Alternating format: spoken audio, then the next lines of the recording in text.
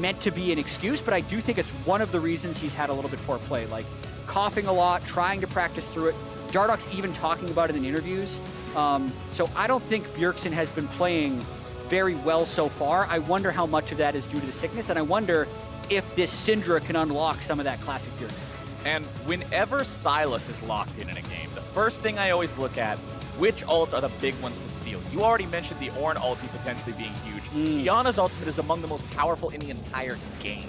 So there's some huge team fight potential if Ruin can steal a right ult at the right time. I feel like it's pretty much those two that he should be trying to bounce between. I don't think he's great with Syndra ult because he can't stack the orbs. Yeah, you only get 3. Yeah, he's pretty good with Rakan ult because it just adds to his CC chain. But yeah, Ornn and Qiyana seem kind of unmatched for Sylas to steal. The teams are loading in. We got one of the most historic matches in all of LCS loading up. These two orgs been around longer than pretty much anybody else. And I want to take you all back into a time machine here real quick, because before week 5 of summer 2019, it had been, I believe, 1,176 days that CLG went without beating TSM. For those of y'all who don't want to do the math yourselves, because I didn't want to do it either. I just happened to have a computer earlier, so I did. Days. That's almost 3 years without beating a team that they've had such a long rivalry with. They break that last summer. And for CLG fans, even if you're not doing so great right now, even with a 0-3 start, some of them would say, I'll take that as long as the one that's that first win is TSM. Absolutely. And if you're able to match records with them, that means even more. Something that I really want to track this game early on is the Olaf versus Qiyana. I thought when Dardoch played earlier this week against EG and Svenskeren was playing Kindred into Dardoch's Gragas, that's something where you have to be really good at predicting where the Kindred is going to go as the Gragas, and I thought Dardoch did that really well. Like Kindred did I'm going to get a bit too detailed, but the Kindred did an invade onto Gromp, and Dardoch then did his Wolves as the Kindred was running up, and he basically called it out perfectly. It's so important that Dardoch predicts where the Olaf is properly, because the punish, if you fall behind on jungle Qiyana, is so big, especially with the nerfs. So early ward by Wiggily into blue buff, and we'll see where they go from here. It's just the nature of playing an assassin in League of Legends, right? You have to be able to cross a certain damage threshold, or that whole big, bad, scary assassin jumping out at you all of a sudden looks like a crappy Halloween sock puppet jumping out and going boo. You're not exactly afraid of it realistically anymore, and Olaf is just one of those champions that there are very few among the roster in all of League of Legends that can stand up to him in a 1v1 early. Absolutely. And Wiggily, you're just going to see how quickly he power clears. Like, already done 2 of the most high XP camps in the game.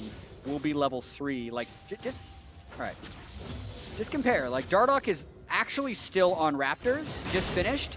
Wiggily just finished his 3rd camp. So already 2 minutes, 15 seconds into the game, Wiggily is a camp up on Dardoch. But look at the pings coming out from the side of TSM.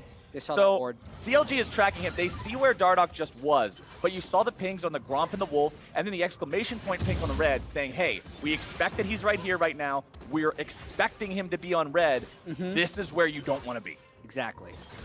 So that's the sideshow that's going on in comms, trying to track where Wiggly's going to be early. Wiggily missed his axe, though.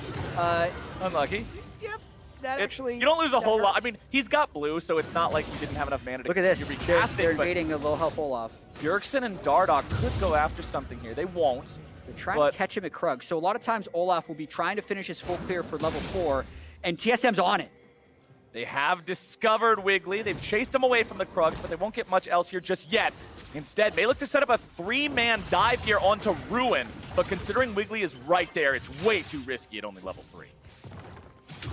Dan, that was a little odd.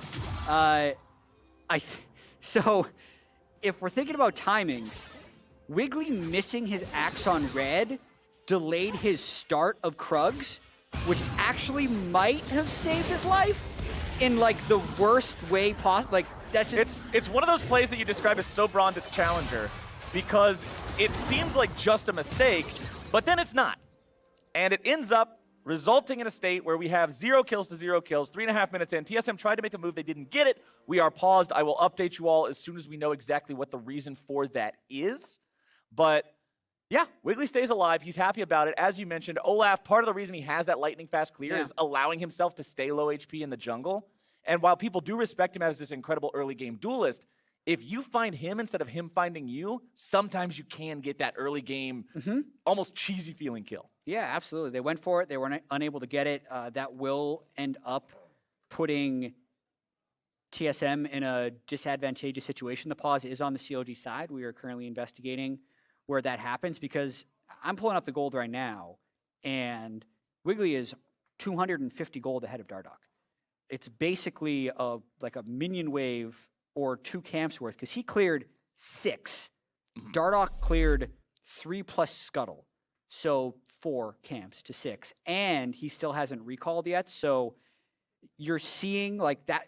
I actually like the playing off a strong mid lane Syndra to go invade Krugs and try and get that double buff kill. When that doesn't work, that means Bjergsen didn't use his mid pressure for anything necessarily, and Dardoch was basically spent a bunch of time not farming to go for something. So really small stuff, only 3 minutes, 44 seconds in, but that's what we've seen so far. Right. It's small things, but you're generally not going to have something massive to talk about in the first 3 minutes of the game unless somebody makes a really crazy play, which that TSM move had the potential to be. But CLG wisely playing around it. As soon as they saw something was up, they're like, okay, we need to be careful about this. Bjergsen's missing from mid lane.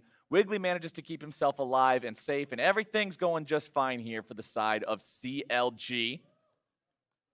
No update yet as to where the pause is, what's going on. We'll see here in just a moment, hopefully.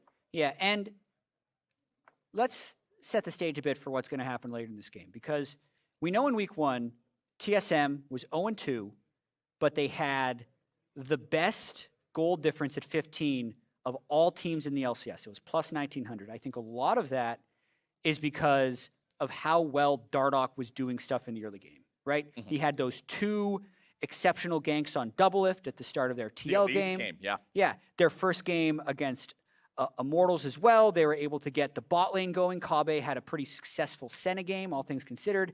But around the mid game, all of their CS just got outpaced by the other team. They were either overgrouping and not finding stuff, or they weren't pressuring the map adequately as a team. So the big improvement steps for TSM kind of as they go forward is like, hey, let's find ways to successfully wield these leads in the mid game. And talking about what TSM needs to do, I want to also look at CLG because Smoothie is the player that we heard from coming into this game, talking about what he thinks Biofrost's weaknesses and strengths are as a player and how Biofrost doesn't play for the team as much as Smoothie does. And Smoothie's someone who I'm going to be watching particularly close here this game. I was just talking about the unfortunate ganks on double lift. He doesn't like being... yeah, he's just... Hi, Peter. It's a cameo. There you go. Yeah. Easy. But with Smoothie, he was one of the ones who had a lot of unforced errors in their game earlier this week. Yeah. Remember when Ruin gets caught out topside, he ends up giving away a second kill for free. He's actually the pick in his own side of the jungle that results in them being able to win the game, and them ultimately losing the game, their opponents being able to win later on in the same match. So Smoothie, in particular, especially after saying you're out for TSM blood before this game, I want to see him really tighten his play up once we get into that mid and late game phase. Yeah, and both of these teams have struggled in the mid and late game. They just struggled in different ways, right? TSM has been unable to find the correct play. CLG has been actively making the wrong play, which puts themselves in that negative position. So I'm kind of fascinated to see how this one plays out because CLG has the right idea, like they should be trying to force things with these leads. They've just been so uncoordinated in doing so. The early laning phase for CLG has actually been one of their stronger points, where they have been individually playing pretty well, just haven't been able to translate that at all. Wiggily with an invade. You can see here Olaf doing what Olaf does best, walking up to the opposing jungler and saying, this is mine now, you gotta go home. And there's not a whole lot Dardoch is able to do about it. So Wiggily will steal away some of that money there. 31-25 in the jungle CS count. First Drake spawning here in 3 seconds. We may see some attention paid to that one. Yeah. And it does look like Wiggily is going to start it up. That's a very early first drink. Yeah, right at 5 minutes, but you can see where everything is set up. They have a deep control ward. They have mid lane pushed in. Remember, Bjergsen did that early roam, so he gave up mid priority. Bottom lane with Senna Kench has been pushing in as well. So really easy for Wiggily to pick that up. We've been seeing most first Drakes go down around 6 to 7 minutes when a team wants to pursue them early, but on spawn is a whole nother level here for Counter Logic Gaming. And Wiggily will go right back into farming. As soon as the camps are up, he's able to just mow them right back down. Bjergsen and Crown, nobody really having too much action here just yet in the mid lane. And bottom side, Stixxay and Smoothie are the ones with lane control right now, so you'll see them pushing up, having their opponents underneath the turret. Smoothie feeling confident walking up there, not too afraid of Biofrost and Kobbe trying to force anything onto him. They've got the minion wave. Yeah, and no fear of Dardoch right now. I believe Dardoch just killed off the control ward that was a Raptor, so they know he's transiting up to the top side. So Stixxay and Smoothie are just going to try and harass as much as possible, and they're able to disengage with Tahm Kench if TSM ever tries retaliation. And speaking of the top side, look at that CS difference between Broken Blade and Ruin. Broken Blade is actually farming so much better than his opponent is on the Sylas. As Dardoch tries to contest the Krugs against Wiggily, he's falling pretty far behind in CS himself, and these are really the two biggest differences you're going to see across the map right now as the carries in the other lanes are dead. Yeah, and there was an early flash burned in the top lane, which is possibly why Ruin is playing so conservatively. One of the big reasons CLG is pushing down bottom lane is because Stixxay had an early recall on Pickaxe and teleported back. Kobbe now matching, which I think is interesting. Like, that's why CLG was playing so aggressively. They were trying to force that TP out of Xayah with the Rift Herald spawning at 8 minutes that CLG is likely going to try and go for. Getting that bot lane TP down is quite important. It prevents a situation like what we were talking about last game where one side can just leave their AD carry bottom to do whatever because they know he can TP in. And especially when you look at TSM, they're not the ones with the Senna this time. In the last game, Turtle was still able to help because of his global ult, because of the Dawning Shadow. Xayah doesn't have that sort of a luxury. She's got to be there in person, and Kobbe will have to hoof it up there if that's the play here in this game. 30 seconds until the Rift Herald spawns. Second round of buffs are coming up now. Wiggily will pass the blue off to Crown. And TSM are the ones with control over the bottom side now. Dardoch still only level 5 on the Qiyana. Wiggily already level 6. So it means he's not too scared whatever he runs into here with this Olaf. This is one of your favorite points in the game. Once the Ragnarok comes online and you can just do as you please. Bottom lane, it's Stixxay and Smoothie looking to go in. Kobbe fires off that ultimate, manages to dodge away from the CC and keep himself alive. So really, TSM's bot lane just in defensive mode for a while. The weirdest thing in this game, though, is just like, look at that top lane CS grow. 25 CS advantage already for Broken Blade over Ruin. And Ruin still having that TP on cooldown, plus deep control ward vision for TSM. Like, if we're talking about Rift Herald fights, having that kind of top lane priority could end up really helping TSM here. There's a good chance we'll see a fight around Rift Herald. And especially with Broken Blade playing against an AP champion in lane, with both enemy solo laners being AP based, building Abyssal Mask and getting the Ornn upgrade to it is the most ideal thing Ornn wants to do early on. The upgrade to Abyssal Mask is absolutely incredible in terms of the stats it provides, the gold value you get from it. It's pretty far above most of the other items. And Broken Blade being able to do that and have it not only make him this massive meatball in the team fights, but in the 1v1s as well. Just look at him, man! He's destroying Ruin in the 1v1. Woo! Another flash burn from the top lane. TSM right there didn't bother trying to fight the Rift Herald. They don't have 6 on Qiyana yet. It'll be on CLG to make that Rift Herald a proactive play since none of their lanes have been able to push to turrets. CLG actually got 2 plates down bottom lane, and the expected value of a Herald is about 2.5 plates. So that's not necessarily a bad trade, especially since Blade just gets another turret up in the top lane. And look how far up he's playing. He just does not care. Wiggly's made his way up, but a 2v2 could quickly go the way of TSM with how low Ruin is. The stolen Ornn ultimate is used. They force the flash out of Broken Blade, but considering his jungler is right next to him, he's not afraid to stick around long enough to push that wave out. Look at the gold difference, Jatt. 1.3 thousand this early into the game, and I guarantee you most of it's in top lane. 900 of it is in top lane.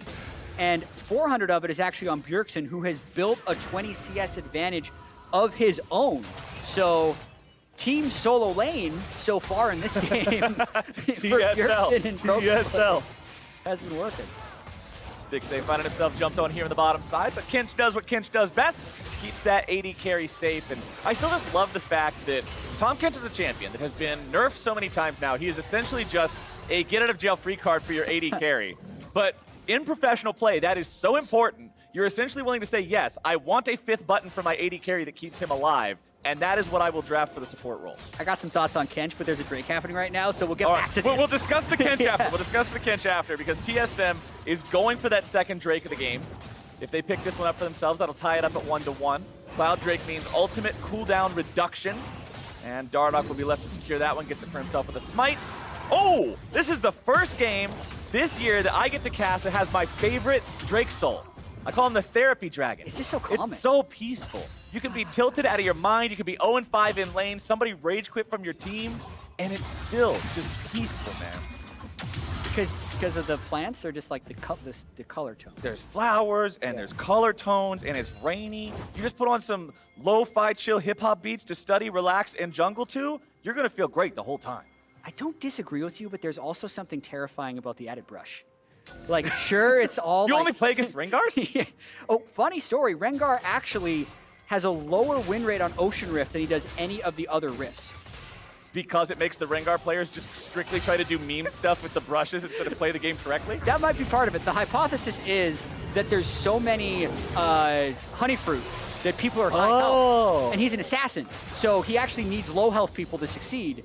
Like the brush kind of helps, but there's enough brush anyway. Interesting. Didn't think of that. Yeah. Yeah, I wasn't even thinking about the honey fruit, but those will be all over the rift here. You know, those spawn near the buffs now, along with the river. And so much extra brush means more opportunity to hide in those, set up some sneak plays. Almost all the way around the back part of the red buffs means it's so much area to hide in. As a TP comes in top side, Stixxay makes his way up there. You can see he's following up from behind, and CLG make the swap. They're going to rift. So they want to get the second plate down before this rift. That's why they teleported up here, because they're going for first turn and a kill. Oh, Broken Blade, this is not a fight you want to be finding yourself in. Despite the strong laning, CLG put the bodies in the right place to grab the first blood. Yeah, and first turret after this one. So that's... You're always looking for a play like that with Rift Herald, and they were able to find it. Broken Blade had been playing so aggressively and so successfully that he was going to be pushed up in that situation, and like, that was just pure brute force. Broken Blade, I wasn't paying super close attention because I actually didn't think in my head that he was in danger of dying, but I don't know if he just immediately ran away or not, because CLG brute forced that first turret. And with that turret going down, CLG quickly swing the gold back into their favor. They put a lot of it onto Stixxay as well, making sure the other members left when the turret went down so that he was able to acquire that bonus for himself. Ruin will barely manage to keep this bottom lane tier 1 alive for the side of CLG, and let's take another look at the top side play. Yeah, so Broken Blade actually thought he was okay there, but then he's just trying to hold the turret back, and as soon as he gets hit by the Senna W, he's dead. Ruin gets exactly the right E2 timing, and then Wiggily is unable to be CC'd by the Ornn Horn at the end. So works out for CLG because Broken Blade got just like a little bit of greed. In the past, I think in week 1, Broken Blade actually played with too much respect, not enough greed. But moments like that is why you sometimes can't create a top lane. This is what early on in the split's for. You got to dial it in. It's like this infuriating top lane thing where you're pressured to get CS and stay by your turret when you're in danger of being dived. And then when the dive actually happens, you think, ah, crap, shouldn't have done that. I should have got away. I should have gone home. When you're hiding behind your turret, no one's there, you go, ah, crap, I should have stayed for CS. Well, he's staying down here in the bottom side, and he's making the right call this time because there's no dive potential from just Wiggily and Ruin. So he'll keep farming up. Still has a 30 CS lead over his opponent. Mid lane, you can see Bjergsen has the Super Soaker here on the Syndra, and this is something that we've seen pretty much all sorts of mids start to do. Is Stixxay and Smoothie looking for a fight here in the mid lane, but there's that Super Soaker! Smoothie's going home. And let's see what else happens now as Ruin fires off a stolen Ornn ulti. Not going to get much else with it, but that is one kill to TSM. Yeah, at the very start of that play, Smoothie and Stixxay actually did a nice little sidestep on one of Biofrost's W's but in doing the sidestep, Smoothie extended a little bit closer to the mid-turret, and the rest of TSM has went for him. Now, they want more. Now the real Ornn is summoned, but Stixxay manages to get himself to safety before it ever makes the connect. So that means CLG are able to stave off that play and keep himself quiet. Yeah, missed engagement there. Not going to have that Ornn ultimate for the Drake fight. Invade on blue buff, though. Crown getting a little bit of damage onto Bjergsen, but Bjergsen manages to use the blast cone to escape the chain in a way that even though it procs, he spins most of the route in the air from the blast cone, so he buffers it really well. Yeah, Dardoch and Broken Blade have spent a lot of time together this game, threatening dives with like a nice CC chain, but they've actually gotten very few kills out of it. So in that situation, Dardoch was actually preemptively camping that bottom lane turret to shadow Broken Blade, but no one was there because Ruin had already gone top lane. So game's at an interesting inflection point right now with that Ocean Drake being up and Ruin having a teleport. COG doesn't have mid lane push. They could try and brute force Ocean contest, but it looks like they're going to defend. CLG also has the second Rift Herald of the game. It has been summoned in the mid lane to take down the tier 1 turret. CLG wanting to trade those objectives, say, all right, you take the Drake, we'll get this. Is Shelly going to be enough along with Stixxay to take it down? Senna pretty slow at taking down objectives compared to most other AD carries because of her incredibly limited attack speed. And TSM will manage to keep that mid lane turret alive. We're 16 minutes into the game. You don't get plate money for that, so Shelly doesn't get much done. Yeah, if you don't actually get the turret, probably not worth the time investment that was put in there by Wiggily. You would have rather have Wiggily down there posturing for Drake control because now TSM is one closer to Soul Point. Can we talk about Tahm Kench now? Yeah, let's talk about Tahm Kench. We got a breather. I've been waiting for this moment. So, all right, let's hear it. You mentioned, and this isn't Menace Flame, but it's a champion that's only been nerfed. I disagree.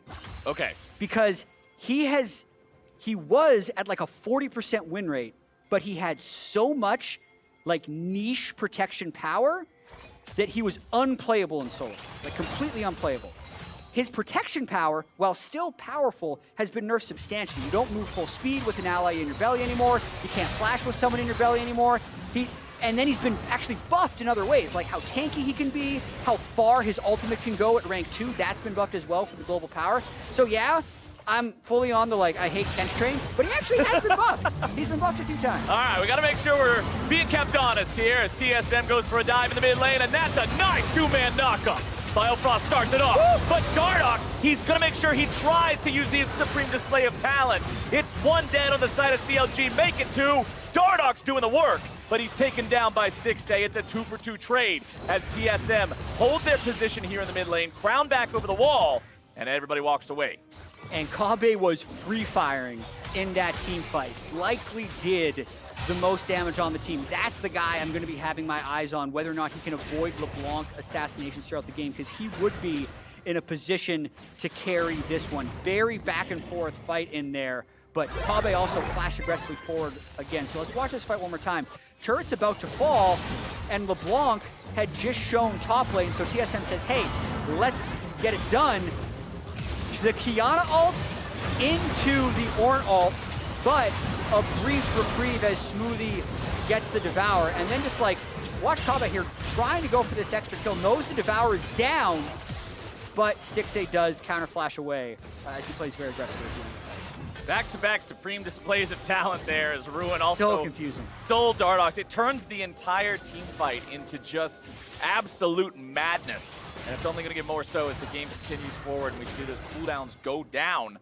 Proto Belt completed on the Sylas for extra burst potential. I was already talking about how the GLP, or the Super Soaker, as a lot of people tend to call him, is completed for Bjergsen. We've seen this change away from the Luden's Echo that used to be so prominent. People much prefer the utility of the active on the GLP these days. It helps set up your skill shots, make it so you can guarantee the rest of your damage comes in. And it helps self-heal a little bit too, which is one of the biggest weaknesses of the Syndra. So like, yeah, I totally agree. It's just landing one extra ability is more important than getting that root proc, and that's why we're seeing a lot of these CC-focused mages go for the GLP. TSM managed to take down their third turret of the game. That's the final one of the outer turrets of CLG. Part of the reason why TSM have this 2,500 gold lead. With CLG now putting in work on the bottom lane tier 1, TSM is investing 4 men into the top side to continue their push, looking for the tier 2. Onto the Ruin dive. Is this going to be a counter kill? Not quite. The stopwatch will just barely keep Kobbe away from death's door. Definitely got a little spooky there at the end for Kobbe, but a nice proactive play by TSM right there. So this is the situation that we talked about in the early game where, hey, both of these teams have struggled to do things with leads and in general in the mid and late game. But here, TSM gets full control over the top side of the jungle. They go behind the turret to make a kill happen, and they got to try and make sure they're keeping their other waves pushed and not sacrificing too much farm for it. If you look across the board, every individual actually has more CS. I was going to point it out, but it's gone now. Watch the dive now. Yeah, we got to replay instead. Yeah. Pretty straightforward. Ultimate of the wall. He had stolen the Rakan ultimate, so it did give him that nice little bit of charm, and he landed that all-powerful E2 on Sylas, the second part of his E, which has been buffed massively in one of the recent patches. Nearly gets the kill. If the stopwatch wasn't there, the second part of the Q would have been able to explode to finish off the rest of Kobbe's health. He stopwatched right before that exploded. Yeah. So very clutch timing there, probably just mashing the button, hoping to escape the CC in time.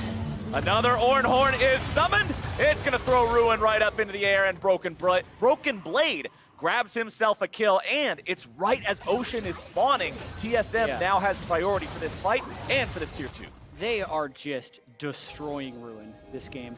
The early laning phase, after his early flash was down, Broken Blade just crushed him. Every time he's trying to defend a turret, there's basically 2 people there, and no one on CLG is there to cover for him, and Ruin doesn't know they're there. So it's just like rinse and repeat, get Ruin down, and that's what's given TSM this advantage. And he's not on something like an Ornn, right? He's not a big old meatball. Sylas needs damage. He needs to stay relevant to the game. And when you're just falling behind at this rate, imagine if Sylas had 1,000 more gold in his pocket. There's another blasting wand when he went for that kill to take Kobbe down. Does that equal a kill? Probably. And that's what you've got to keep your eyes on, is exactly how things are going to look for him in terms of the curve of the game and where he's at. Can he manage to keep up? Or if he falls too far behind, is it just curtains? Because Soul Point is now there for TSM. 4.5 minutes from now, CLG will have to either defend that or give away what many people consider the strongest Drake Soul in the game. Yeah, it's so hard to play against the Ocean Soul. Any poke you'll get down is pretty quickly gone, not to mention just the overall power. But yeah, just I'm trying to think of like what CLG should do in this situation. Maybe they should try and make a play with Kench in side lanes, but again, you usually need a lead before you can set up pressure to do something like that, and TSM just has so many engage tools that anytime someone on CLG goes to a side lane, they're kind of just sitting ducks for an engage. Here we go, speaking of engage, it's Biofrost starting it off. Any other champion's probably dead there, but Wiggily, he's got the Ragnarok, he immunes himself to the CC, he walks away, but he still has to go back to base to heal up. And with the enemy jungler driven out, TSM knows they now have control over the topside jungle of CLG to put down some vision and choke them out of this side of the map. Yeah, they want to try and get something happening at Baron, but there are a few wards that CLG have that make them a little bit safe, and more importantly, Broken Blade is down here, but now with the TP, there's a fight. They've got the charm onto Smoothie, looking to chain CC him, but CLG will find a pick onto Dardoch. Stixxay's now alone against Broken Blade, and he's in a real bad spot. Smoothie nearly taken down there in the mid lane, AD carry already gone. Xayah ulti not gonna find the kill just yet, but the feathers are pulled back, and Smoothie is out of there. It is a 2-kill fight there for TSM. Unfortunately for them, they do lose Dardoch, but it's still a win. Yeah, and Broken Blade and Kobbe are just getting so strong. 276 CS 24 minutes in, and Broken Blade finding solo kills as CLG tries to run through the river. You would have liked to see Dardoch stay alive. He's actually fallen pretty far behind on this Qiyana, as was kind of expected into the Olaf matchup, but the rest of the team is finding success. And when the rest of the team is finding success and you've got an Ornn there to power him up too, that is more than enough. Let's take a look at the mid lane play. Yeah, I was watching the Ornn play, so what happened to Dardoch? He just gets... He got charmed. He just gets completely obliterated, but then CLG felt pretty confident after that one. Realized, hey, wait a minute, our AD carry's caught in the river. And hey, Kobbe and Bjergsen are still really strong, so they end up losing the fight on both sides. At least they got the kill into Dardoch. Otherwise, that could have been really bad. TSM could have threatened to go for a Baron or something similar. So that keeps them alive here a little bit longer, keeping their head above water, but down 3,500 gold, a little bit more even at this point, 25 minutes into the game. Not where CLG wants to be, as TSM will retain control over Summoner's Rift and continue just trying to shove these waves out, push them in, take control of the topside jungle. When the tier 2 turrets are down everywhere, it's so easy for TSM to command control of the match. Yeah, and they're forcing onto Baron right now. Something that just always comes to mind when I see an Ornn in the game, since I think it's like the internet's favorite thing to comment on, is Ornn items. We were talking up GLP earlier. Maybe Ludens would have been better because you can upgrade Broken Blade doesn't have an upgradable item right now at level 14. He's already upgraded the IE, and no one else has something that can be pressed to give free gold. It's something you've always got to consider. What does Ornn actually carry? You got to buy something name brand. He's not upgrading some Walmart brand Super Soaker that you bought for $5. You got to have something worth upgrading. The Ludens Echo. Yeah, exactly. Exactly. It's high value. Why Ludens is an upgradable Ornn item and GLP is not, I don't know. I don't make the rules, but it's true. You were on the balance team. You made the rules for a while. No, why is there no Super Soaker, Jatt? I don't know. Maybe every item should be an Ornn item. But either way, like, Death Cap's an Ornn item. The all right, you got a good point. You got a good point. Redemption's an Ornn item. There's plenty of them, but unfortunately, they're not in the inventory of Bjergsen. I do believe you can upgrade the Banshee's Veil, so there is that. Can you really? I'm pretty sure you God, can upgrade it. I really should know this. There's only like a few of them. Biofrost is now finding himself in a bad spot. There's the damage, there's the kill. It's Baron to the side of TSM, but they've lost one already. Wiggily used the Ragnarok there, so he doesn't have that power here. The team fight breaks out. Dardoch going to be locked down. Damage coming through. Crown's going to be blown up. Counterattack comes out. Dardoch may be gone, but the supreme display of talent carries on in his name. Ruin's on the run, and Kobbe's on the chase. Broken Blade right behind him. And TSM find themselves an even fight, but they're wearing purple on the 3 members still alive. Yeah, and the 3 members still alive have a lot of gold. CLG would hope to be able to get this Ocean Drake because they have a Smiter alive, but he doesn't have very much health. So Kobbe, as long as he doesn't get hit by E2 in one shot, seems like they'll have this Ocean Soul in the bag. That Q2 from Sylas looks like it did about as much damage as a drop auto attack. This is not where the Sylas wants to be. When I was talking about power breakpoints earlier, when I was talking about the curve of the game, he is most certainly behind it. Let's take another look at the fight. Yeah, Biofrost, way too far ahead of the play. I think in his head he was saying, I'm just going to make sure they're not there for a steal because we really only care about the Baron. Probably didn't think he would die. He did. In terms of the fight, though, unless someone gets onto Kobbe, it's not going to be good for CLG. Crown didn't do it. Smoothie didn't do it. Ruin didn't do it. And the rest of them died. Well, by the look of this replay, nobody did it, and that's exactly why TSM are where they are right now. But the kick in the front door of the CLG base, they got the 6,000 gold lead to do it with. Is this the end of the game? Can TSM close it out before 30 minutes? 5 men strong, pushing into bottom lane, inhibitor turret down, inhibitor under pressure. CLG continuing to try to defend. Stixxay's putting the auto attack into Broken Blade, but he's just so damn tanky. Stone Plate now completed too means once he does go in, it's so much extra HP. Yeah, they are so incredibly powerful at this moment. Broken Blade, that untouchable tank.